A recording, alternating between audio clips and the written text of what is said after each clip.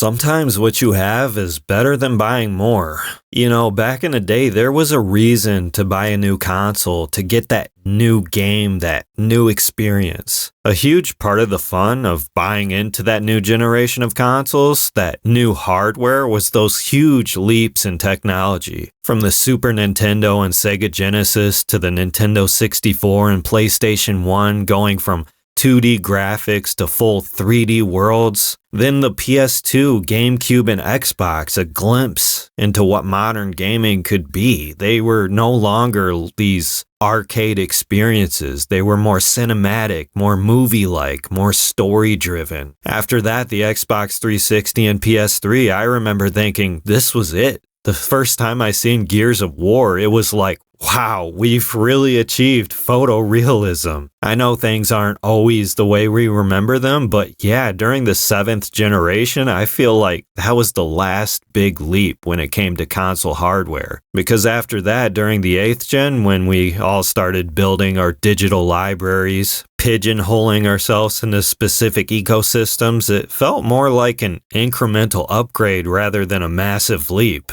To me, these were more like PC versions of last-gen games, and looking at our current consoles, it's really hard to tell the difference unless you're squinting. What I'm trying to say is that the FOMO, the hype, it really doesn't hit the same anymore. In fact, I don't see myself buying any new consoles. Like I said, that hype, it doesn't hit the same. The Nintendo Switch 2, it's basically right around the corner. It's already been revealed, and in less than a month, we're gonna learn all about it. And this might sound like blasphemy coming from someone who played the original Switch almost exclusively the entire 8 years, but I'm just not excited for it. I mean, you can go ahead and burn me in the comment section, but when I watched the Nintendo Switch 2 reveal, what it looked like to me was, okay, so this is just another 8 years of Nintendo Switch? For me, I love Nintendo for how weird and quirky they are. It was never about power for me. It was about the new and fun ways I could play these games. And I'm not saying that the Nintendo Switch 2 isn't going to fulfill on that, but when you hear any type of discussion around it, it seems like this is the safest Nintendo has ever been since the GameCube. And maybe that's for the best. After all, I know Nintendo doesn't want to have another Wii U on their hands, but man, I was really hoping for maybe a clamshell device like what we had with the DS and 3DS and Game Boy SP. You know, give us that same value proposition of having a console-like experience on the go, but also do that thing that Nintendo has been famous for and give us the ability to not only take that with us wherever we want, but be able to put it in our pockets too. My excitement would have been through the roof if Nintendo just gave us a box, but also gave us a pocketable handheld as kind of like a companion piece, like they used to do in the past with the Game Boy and DS systems. Maybe that's for the best though, like I said. But I can't help feeling like Nintendo Switch 2, to me personally, we don't actually know what this thing's going to be capable of until it's fully revealed, but it's hard not to look at it and feel like this is just another Nintendo Switch. The reason it's grown so stale for me is because it just feels like more of the same, but slightly better. The Steam Deck is in a pretty unique position. It both feels like retro and new school at the same time. I've talked about this before where I've had these phases with the Steam Deck, how it's always changing, always evolving. When I first got this thing, it was my portable PlayStation 2. This is why I loved the PSP so much. When I first got the PSP,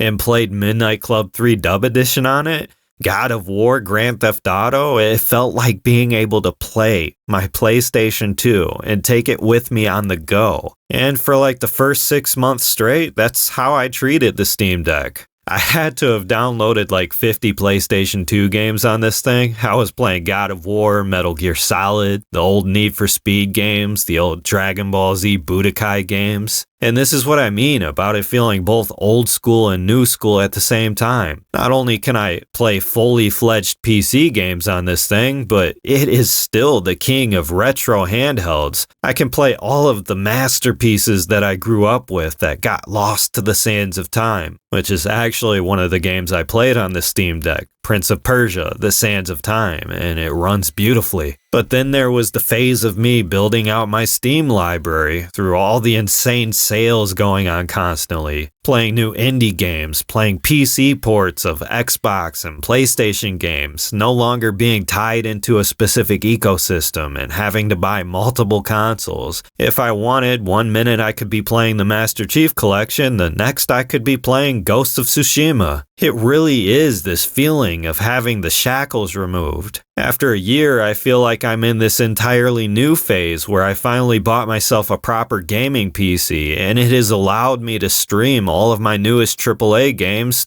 straight to the Steam Deck. Amazing image quality, smooth 60 FPS on all of my games, and very minimal hitching whatsoever. No input lag that I used to associate with game streaming, which I think is why I've always stayed away from streaming. I had this less than ideal experience with cloud gaming instead of actually remote play. That feels way better than what we get from cloud. Being able to stream from the PC is a totally different experience than buying AAA games, installing them to the deck, then dropping all the graphics settings down to low. It basically makes the Steam Deck viable for AAA games moving forward. I mean, I'm playing the PC port of Bloodborne on this thing. I'm playing Stalker 2 and Black Myth Wukong using a combination of Moonlight and Sunshine. It's just amazing. And because game streaming is so good and it feels like a native experience, I'm getting huge boosts to my battery life. I can play as long as I want before I have to put the Steam Deck on charge.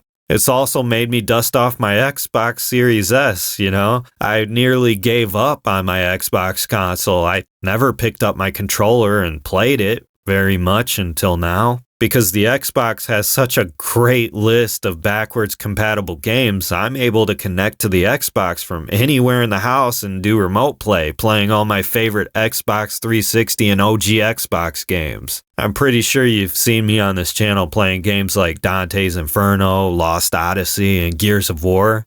Thinking, how is he doing this? There's no way he's running these games off Xenia emulator. And I'm not. I'm playing these games through remote play on the Xbox, and because I can see them all on this beautiful OLED screen at 60 FPS, at a 16:10 aspect ratio, by the way, because I'm one of those people who can't stand the black bars. It looks like from the outside looking in that everybody's been underestimating the Steam Deck. I've talked about this before where I feel like all these performance test videos that you see on YouTube of people playing AAA games like Monster Hunter Wilds at 15 frames per second looking like a Nintendo 64 game at times, it completely undersells this device and makes people skeptical about pulling the trigger and buying one. But once you actually do jump in, you free yourself from those console shackles. Even if you already own a gaming PC, being able to take this wherever you want, take your Steam library with you on the go, or just moving around the house is like having the shackles removed. It's like having a backlog machine, I personally know how exhausting it is to sit at a desk for all your gaming, and being able to play your games while you're laying on the couch or in bed just relaxed up, it really is a portable console experience. It's easy, it's streamlined, it just works. In 2025, I don't see myself buying into a new console. I'm most likely going to pass up on the Switch 2. I don't care whatever comes from PlayStation 6 or whatever Xbox console is called, because I know all of those games are going to come to PC, and even though the Steam Deck might not be able to run them natively, I'll still be able to play them through remote play. And really, new games in general, like I said in the beginning, that FOMO, that hype, it doesn't really hit the same anymore. I'm kind of content with what I have. Sometimes what you have is better than buying more. That not only goes for the Steam Deck itself, it goes for the games too. We have these massive backlogs. We have access to things like Game Pass. We have things like emulation. There's so many options that what we have right now is good for the rest of our lives. You could literally stop buying games today and still not be able to play, all of what you have already, what you have access to before your time on this earth is over. There's always going to be new experiences, something you've never played that has the potential to become one of your favorite games of all time. And all the games you already own that you haven't squeezed every ounce of value out of. As a big fan of Midnight Club 3 on the PS2, for example, I'm playing through Midnight Club LA for the first time on the Steam Deck using XB Play as my remote play app. Same as Moonlight. It allows me to experience my Xbox in a portable form factor. It really is the Xbox Portal, or the Xbox handheld that everybody is so hyped over Microsoft possibly revealing in the near future. You don't have to wait. You can have that portable Xbox experience right now with the Steam Deck, which just goes to show how flexible this thing is. Me, myself, I've referred to it as the Swiss Army knife of gaming. But let me know what you think in the comments. Did you also customize your Steam Deck? Make it more personal? Do you like this DBRAND case? I really love this Carnage vinyl, man. It looks so nice on the Steam Deck. It's almost like getting a new Steam Deck.